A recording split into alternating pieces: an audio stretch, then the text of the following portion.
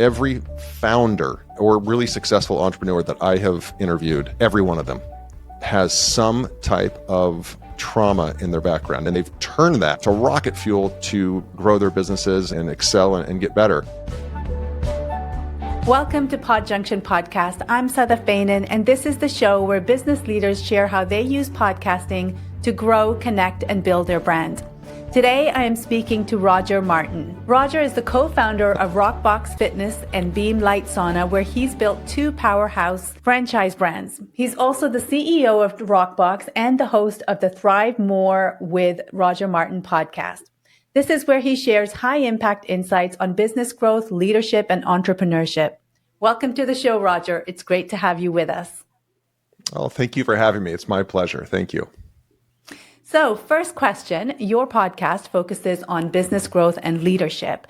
How does that fit into your overall business strategy, and what impact has it had on your brand? Yeah, great question. So I started the podcast, I think I started it almost 2 years ago, and then had the first episode go live in May or June of 2023. And we're recording this, of course, in the beginning of 2025. I started the podcast for really three reasons. I was going to say two, but it's really three. One is to establish myself as, at least an authority figure on franchising, fitness franchising, and also business in general for small to mid-sized businesses. And I say that because, I'm in the business of helping people get into business through franchising, and because we have two brands. And what I strive to do is, with my podcast, share the knowledge I've learned, accumulated, the lessons I've learned, the bumps and bruises and scrapes that I have, and helping people avoid that for small to mid-sized businesses. And that's, it's going from 6 to 7 figures, 7 to 8 figures. And doing the podcast has allowed me to connect directly with an audience who may be looking for that guidance, who maybe they're in corporate America and they're looking to make the jump into entrepreneurship, which is a scary step for a lot of people, me included. I spent 25 years in corporate America in the pharmaceutical industry. And in 2017 decided I'm done with corporate America. I'm going to become an entrepreneur. And that's when I started Rockbox Fitness with a business partner. Well, Roger, thanks for sharing that. I'm curious to know how, since having started your podcast and made it part of your arsenal, how has that impacted your business? Yeah, it definitely, now when we bring in franchisee prospects, so people that are looking to maybe purchase one of our franchise licenses, I know they can now go and hear me or see me on YouTube or hear me on Spotify or Apple, when they go to the Thrive More podcast. And when they come in to our home office in Charlotte, they kind of already know me.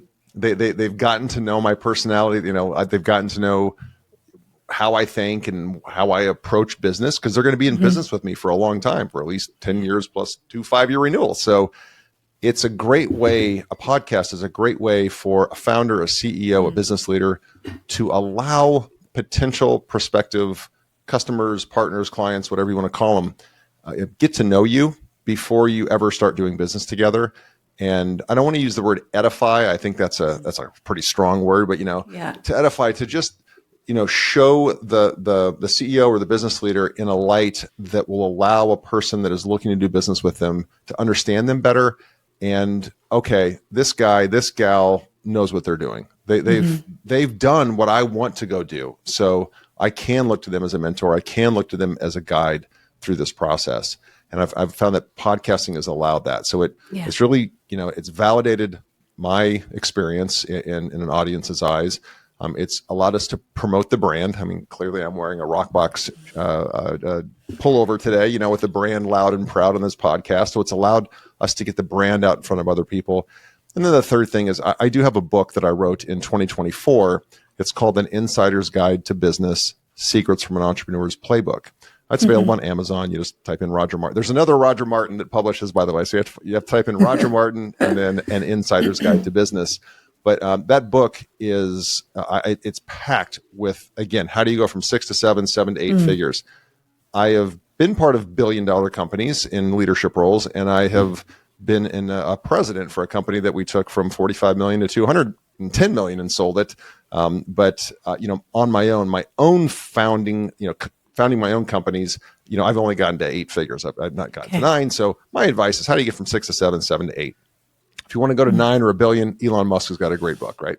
So for that, it's helped me to promote that book, but also that book, every single red cent, every penny that's ever been made on that book, whatever Amazon doesn't take, goes directly to our national charity partner, To Right Love on Her Arms. And To Right Love on Her Arms is just it's kind of a weird name, but it's the name of a charity that a nonprofit that helps people that are struggling with mental health, including self-harm, and even up to including suicide. So it helps fund the charity that can help people make better decisions than they were about to make. And so it's allowed me, 1, get in front of an audience, 2, promote our brand, Rockbox. And I have another company called Thrive More Autopilot that helps people. If you're a brick and mortar and you get leads in and you have to work those leads and call them and text them and call them and text them to get them to show up, we do all that work for you. We've got software and an outbound team here. So it's allowed me to talk about Thrive More Autopilot as well, another company. And then, as importantly, it's helped me to get awareness around the book, An Insider's Guide to Business, that's raising money for charity. So it's served all 3 of those purposes. Yeah, that's very cool. One stone. Yeah. I think it's fascinating to your point too about how having a podcast allows people to get to know you before they sign up to work alongside you. And I think that's really fascinating the way that works. Often people are ready to sign on the dotted line, aren't they, before they even walk through the door, because they already know you and they know what you're about and they can see themselves aligning with you. Yeah. Yeah. I talk a lot about business values when I'm interviewing people and whatnot. And, you have your personal values a lot of times, then you have your business values. Some of them coincide. But, because of that, again, when people come in for what we call a discovery day, when they're meeting the whole team and learning about the brand in depth, they already know where I stand from a personal perspective and a business perspective, and what I stand for and what I'm against, which when you're getting into business with somebody, you don't always know all that stuff. And there's a higher level of risk when you're getting into business with somebody that you don't know quite as well. Yeah. And podcasting has allowed me to have full open discussions with people, fully transparent. And then again, when people come in, they know where you stand on, when times get tough, how does this person, or what has this person been indicating, and what's the evidence that he or she has shared through their podcast. And I think that just lowers the overall risk level for people to make a decision, which makes it easier to make a decision. Yeah, absolutely. I think it kind of naturally weeds out people that you wouldn't want to work with. Yeah, exactly. Or you couldn't work with. Yeah. So Roger, as you know, every podcast faces challenges. So whether it's audience growth or consistency or content strategy, what have been some of the biggest hurdles that you have had to overcome? So I'll say, I think podcasting and a social media presence go hand in hand. They're just 2 sides of a different coin, or 2 sides of the same coin. I'm sorry. Yeah. And I have found that I've been able to grow my podcast audience on YouTube and Spotify, Apple, with the Thrive More podcast. But I also have like a personal brand, Real Roger Martin, just real ROGER Martin. And what's been humbling, I'm going to be very candid. What's been humbling is how challenging it's been to gain a following on social media, because it's hyper competitive, right? And you have people, sitting in fake Lear jets and standing next to a Lambo that's not theirs. And I, as a 54-year-old guy, I'm not going to do that. Like, that's not my style. So, I'm trying to give really good advice and give sound bites and great quotes and motivation, but also, business lessons wrapped up in a 30 or 60-second message. And there's a lot of competition for that attention. And so what I found in growing the podcast and growing a social media presence, I found it harder with a social media presence, is just you're competing for people's attention. And I will share that, I think it's easy for a podcaster that's getting started. I'm sure a lot of your audience is thinking about starting one or just started one. How do I grow this? How do I monetize this? It's a long game. Like, you don't get into podcasting if you don't plan on doing it for at least 3 years. Like, don't say, this isn't working, I tried. It's a 3-year commitment to even know if you're going to make it in this game. And so to, do it for a month or 6 months and say, I just couldn't get any following. you didn't give it long enough, right? You have to, a 3-year runway at least. Yeah. And secondarily, I've heard some people say, and this is true in social media, this is true in anything. Well, people's attention span, nobody has any attention. The attention span's too short today. Well, then why is it we'll sit down on a weekend and binge 10 hours of Netflix, some great new show.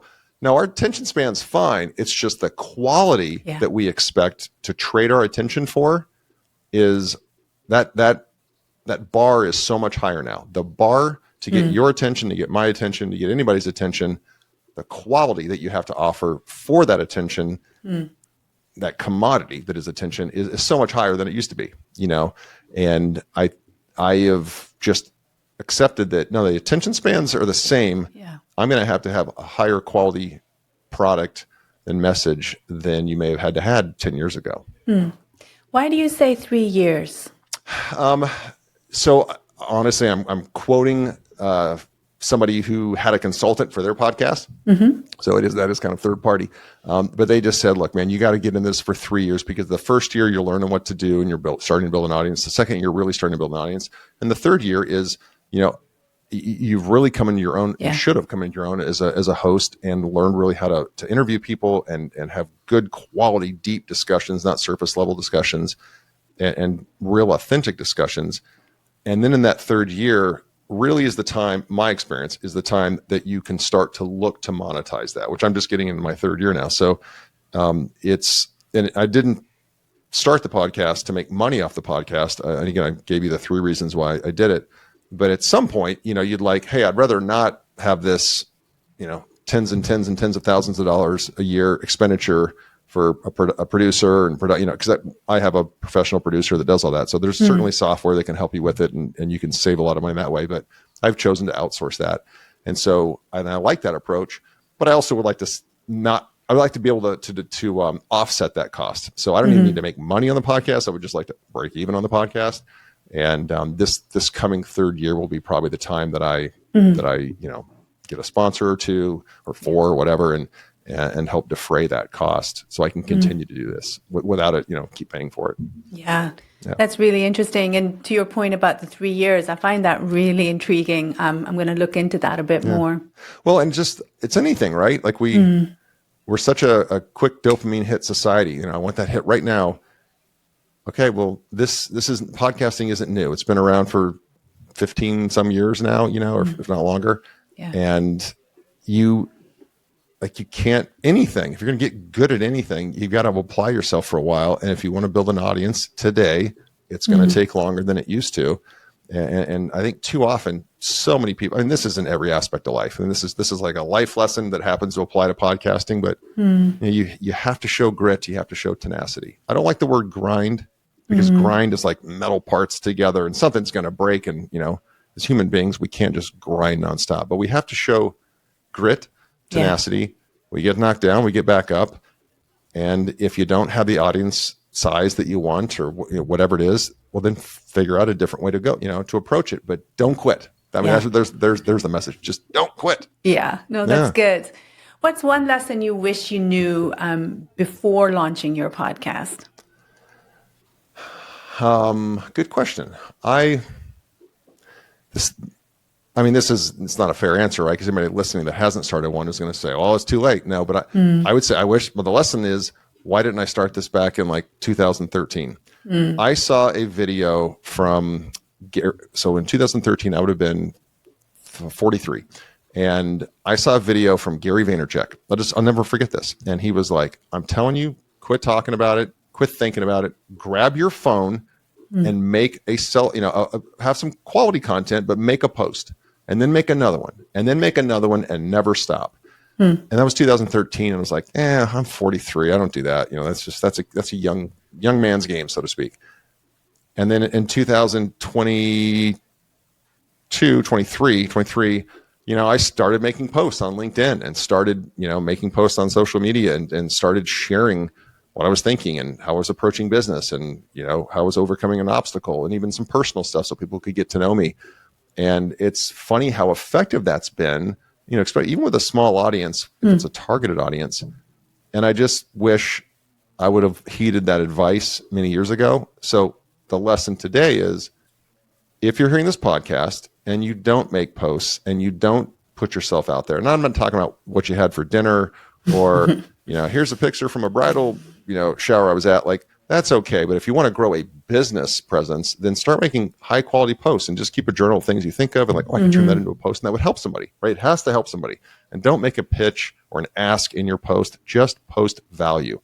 But start today, because 2030 will be here before you know it. And you'll look back to 2025 and say, damn, I listened to that guy on her podcast and he said, you know what, he should have done it sooner. And then he told me to do it today and I didn't, and they'll regret it. So, but if they start today, if you haven't, you start today. And then if you are doing it today and you don't have the results you want, double, triple, quadruple the amount of content that you're putting out. It is a numbers game, because some of the stuff you make is not going to land. And then a couple will just be gems and people will light up and they'll share it. And, and hopefully it goes viral, but if not, at least it affects and helps many more people. Yeah. And to your point about just starting, I think that is so important. So often we wait for the perfect time and the perfect moment, but just making that start and making those small changes as you go is a much better way to do it. There's never a right time to have a family. Yeah. There's never a right time to get married, to start a business or a podcast. Yeah. Just start. Yes. Just start. Yes, that's so true. Roger, looking ahead, how do you see your podcast evolving? I'm starting to get, and I have a person that helps me with this, but starting to get guests. I don't want to say of a higher caliber, but just more well-known guests, and guests that have built bigger businesses. So, people that have 8-figure businesses and are on their way to 9 figures. And I love being able to juxtapose those people with, maybe an executive coach that's on, or an author that's coming on, or somebody that has, really killer software that they've just developed. And then I have health experts that come on, because the Thrive More with Roger Martin, this podcast, is business, health, and wealth. Because to me, they all three go together. If you have a healthy business, make sure you're focusing on you being healthy as well, because you won't be able to enjoy the fruits of your labor. So you have to be healthy, have a strong business, and then that'll allow you to start to accumulate wealth. And then, how do you do that? But all three of those, to me, make for a more joyful life, a good business and great health and some wealth tucked away so that you have freedom and you feel safe.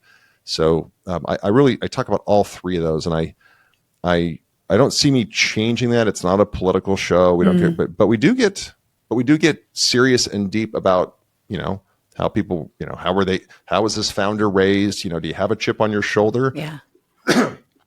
Do you have a chip on your shoulder? Where did that come from? Is that what's spurred you to be such a dynamic person? And you get that origin story, and it's really, really cool to see some of the connections. And what I've found is, I'm not answering your question, but I'll share with you what I've found is every founder or really successful entrepreneur that I have interviewed, every one of them has some type of trauma in their background. Now, it could be capital T or it could be lowercase t, right? Everybody has, we all experience life in our own ways, and some things happen to some people and we think we can never get past it, and they're able to march on, and vice versa. So I think everybody defines their own trauma, but man, it's 100 for 100% on when we really get into the origin story and talk about, well, what happened and why were you this way? When did you feel this way? And it's usually, my dad walked out on us, or, I had an abusive parent, or I had an alcoholic parent, or, I was bullied in school really, really badly. Right? And they've turned all that. And I have my own trauma in my background, and they've turned that into fuel to rocket fuel to grow their businesses and excel and get better. But I also had a guest that said, man, if you don't channel that rocket fuel, it'll blow up. If you don't channel that energy and you don't channel some of that chip on your shoulder, it can lead to very destructive behavior. And, you'll fill that hole some way. And so the people that I've interviewed, because I'm interviewing them, they've been successful, so I'm interviewing them.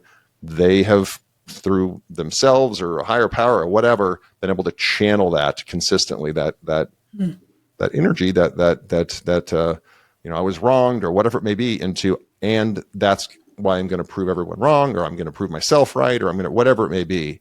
But it's not a coincidence. And about 40 episodes in, I'm like, this is happening. Like everybody is got something. I mean, we all, growing up, you're going to have something, but a lot of it's, pretty hefty stuff. Yeah. And then they'll be open on the podcast and talk about it. And it's just great to see how people can take that and turn that into positivity and create jobs and create wealth and help people. And they've grown and gotten past it, but it's there. It's in the background. Yeah. Yeah. I think, listening to you speak, I think it reflects what you said earlier about grit, tenacity, resilience, those things you need to do the podcast well and to carry on with it. Yeah. And it comes from those challenges that you've experienced. If you're an entrepreneur, it is not if, it's when you're going to get kicked in the teeth, right? And again, and again, and again, you get punched right in the nose. Like not if, when. Yeah. And then it's how you respond to that. And I do think that getting through a difficult childhood, having challenging parents or siblings or whatever your thing was, at school, whatever it may be, having building that muscle, flexing that muscle to get through those tough times directly relates to business and directly relates to, this is harder than I thought it was going to be. Yeah. But I've gotten through it even worse. So I'm good. Let's go. Let's keep rocking. Yeah, totally. Roger, if you could achieve your dream outcome of having these more well-known guests on your show, what would that look like for you in the long term? And what would that achieve for you? So I'll answer it slightly different because when you ask that question, I choose to interpret it with, like, who would I want to have on and where would I like to see the show go?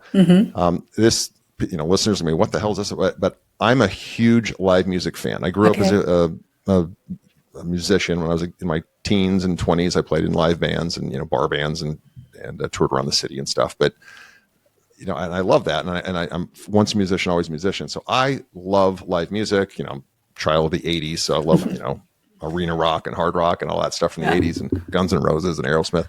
And it would be cool for me, really cool, to get like Taylor Swift's tour manager. Like, I'm not going to get Taylor Swift and, that's not my audience anyway, but like her tour manager, tell me about the economic, what is it like to build a city every day and then tear that city down and go rebuild it in the next town. Right. What are the economics? How does it, what are the arrangements? I would love that. I've had a couple guys that own ticket brokerages, like they compete with StubHub and other things. Yeah. That was cool. Another guy that did memorabilia and had sold all the seats out of Yankee Stadium when they tore that down. So it was cool on the sports side, but I would love to be able to, talk to really well-known musicians about the business side of it and really, and tour managers and business managers. Like, to me, that would be really cool because that's part of the art that people, the business side of the art that people don't see, but it's a business. And that would be fun for me. Like, that would be really cool because I'd geek out on that. I would just sit there and geek out on it. I wouldn't even have to prepare notes. Like, let's just go. Like, I know what I want to ask you. So that would be really, really cool. And I think it'd be a fun treat for the audience to get exposed to that. But, if I could get all those guests and all that, honestly, it's, I don't have a dream to be like a Joe Rogan, like my podcast. I'm a famous podcaster. Like, that's not my goal. My goal is more to help people realize, oh my gosh, that person had pretty crazy childhood. So did I, but they're successful. So maybe I can be successful. And if that helps one person or 100 people or 1 million people, then I've succeeded because I gave them the courage and the self-awareness to know they can go achieve what their dreams are. And if this podcast, Thrive More can get people to make a decision either way, like I'm going for it, or geez, man, they just talked about business. That sounds way harder than I want to work. I'm not going to do that. Good. Then they've won too, because they could have made a bad decision, invest a lot of money and realized this wasn't for them. So if I can serve people by helping them towards a decision for anything, whatever that may be, even their health, I've served my fellow person then. Yeah, that's awesome. Yeah. I think it's about who your message is going to resonate with. Yeah. And those are the people that are going to keep coming back and wanting to know more from you. Exactly. Exactly. Thank you so much, Roger. Where can our listeners find out more about you, your podcast, and how can they connect with you? Yep. So they can go to YouTube or Spotify or Apple and find Thrive More with Roger Martin. And I think we're about 130 episodes deep, give or take, something like that.